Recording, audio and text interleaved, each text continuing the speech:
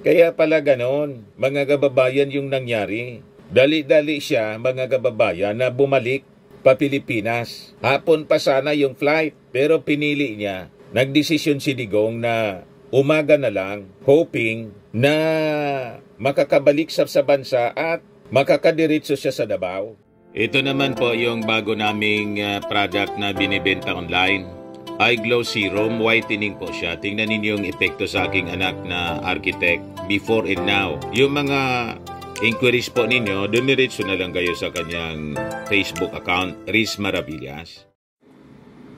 Matindi mga kababayan, matindi itong mga balita ngayon. Tama yung mga duda natin na yung Hong Kong rally po ni Digong ay cover para tumakas si Digong pa-China sana. Kaya lang, yung asylum pala, may application daw si Digong mga kababayan for asylum sa China. Dininay po ng China. Dininay ni Xi Jinping. Ito yung report mga kababayan ngayon from GMA. Oplantogis planned since January. Duterte denied asylum in China before ICC arrest. Say source who detailed arrest. Yan o. Sabi dito mga kababayan sa balita, China allegedly rejected Rodrigo Duterte's request for asylum before he was arrested by the ICC. According to source who provided details how the former president was arrested by Philippine authorities. Kita ninyo mga kababayan, tama yung mga analysis natin. Kaduda-duda, biglaan yung kanilang pagsasagawa ng Hong Kong rally. Kasi ba naman mga kababayan, ba't unahin nila yung Hong Kong rally na pwede naman dito sa Pilipinas? Kung ikukumpara natin yung mga OFW sa Hong Kong, kukunti naman po. Kung ikukumpara natin sa bulk ng mga botante na kailangan ikampanya dito sa Pilipinas, inuna pa yung Hong Kong. O diba? Yun pala, may planong tumakas na talaga. Nakatunog na talaga si Digong. May nakatip sa kanya. And he was seeking asylum. Kailan ang rejected po? So sabi dito, according to a 24 Oras report by Maki Pulido, a trusted source said Philippine authorities have been preparing Duterte's arrest and the implementation of an ICC arrest warrant since January as part of the Oplantogis laid out by the Philippine National Police Criminal Investigation and Detection Group. Ayon sa source, the PNP Chief Romel Marbil commanded CIDG head Nicolas Torre to place Duterte under police custody as soon as the ICC issued the arrest warrant for Duterte for murder charges connected to crimes against humanity in connection with his deadly drug war. Ngayon, on March 7, Duterte flew to Hong Kong to attend an event with overseas Filipino workers. It was also the same day when ICC Pretrial Chamber 1 issued the warrant of arrest, the warrant for his arrest. At this point, the PNP was already in close coordination with the International Police Criminal Organization or Interpol. Ayon sa source, pinili sana ng CIDG na hulihin si Digong sa Hong Kong, but the Hong Kong police force refused to cooperate with the Interpol as China is not a member or party to the Rome Statute. May ganon talaga na mga lumabas mga kababayan na balita. Ngayon, yung mga authorities continued to monitor Duterte's activities via 4 CIDG agents up to his return to the country. On March 11, it is also said 6 members of the Hong Kong police escorted Duterte and made sure the former president boarded his flight back to the Philippines. Kaya pala ganon, mga kababayan yung nangyari. Dali-dali siya, mga kababayan, na bumalik pa Pilipinas. Hapon pa sana yung flight, pero pinili niya. Nagdesisyon si Digong na umaga na lang, hoping na makakabalik sa bansa at makakadiretso siya sa Davao. Ayan po. Pakinggan natin yung report ng 24 Oras. Bago pa maaresto sa Pilipinas at iharap sa International Criminal Court, sinubukan umano ni dating Pangulong Rodrigo Duterte na mag-apply ng asylum sa China pero tinanggihan siya. Ayon po yan sa isang mapagkakatiwalaang source. Ang kwento niya kaugnay ng pag-corner sa dating Pangulo sa NAIA sa pagtutok ni Maki Pulido. Enero pa lang, pinaghahandaan na raw ang plano para sa pag-aresto kay dating Pangulong Rodrigo Duterte. Ayon ito sa mapagkakatiwalaang source na nakakaalam tungkol sa tinaguriang Oplan Tugis ng PNP Criminal Investigation and Detection Group o PNP-CIDG.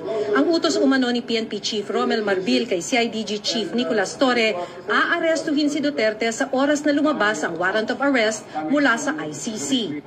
Noong March 7, lumipad pa Hong Kong si Duterte para dumalo sa isang event kasama ang mga OFW. Sa araw ding ito, inilabas ng ICC Pre-Trial Chamber 1 ang arrest warrant para sa kanya.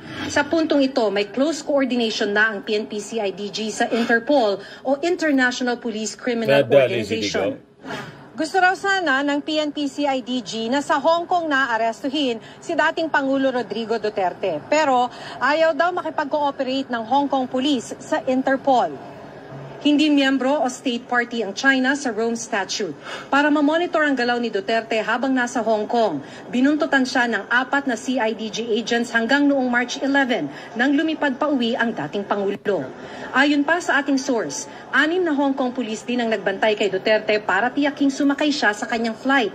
Dagdag ng source, nag-apply kasi umano si Duterte ng asylum sa China pero tinanggihan ito.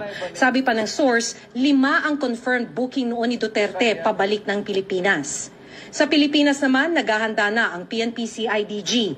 Bahagi umano ng kanilang SAIWAR ang pagpapadala noon ng 2 batalyon ng PNP Special Action Force sa Davao International Airport. Sabi ng source, alam daw ni Torre na sakit sa ulo kung doon lalapag si Duterte at doon aarestuhin. Kaya inileak daw na inaabangan ng PNP ang pag-uwi ni Duterte sa Davao. Sa NAIA Terminal 3 kung saan lalapag ang eroplanong lulan si Duterte, 4 na beses daw nag-dry run ang PNP-CIDG.